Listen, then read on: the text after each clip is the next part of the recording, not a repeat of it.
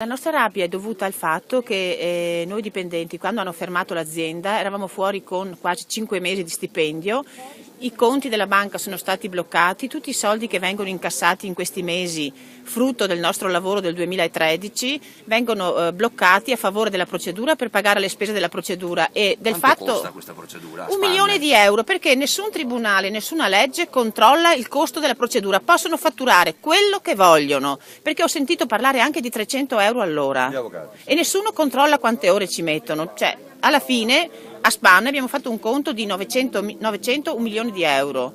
E voi siete in quanti senza stipendio da Siamo 5 mesi? quasi 100 persone senza stipendio, oltretutto abbiamo saputo dai sindacati che i nostri 5 mesi di stipendio non ce li pagherà nessuno perché il fondo di garanzia dell'INPS copre gli ultimi 3 mesi di stipendio del percorso lavorativo del dipendente. I nostri, siccome si riferiscono a settembre, ottobre, novembre, tredicesima, metà di gennaio, quelli non sono coperti dal fondo di garanzia, quindi sono fine, perché tutto quello che ci sarà di attivo se lo sbrana la procedura.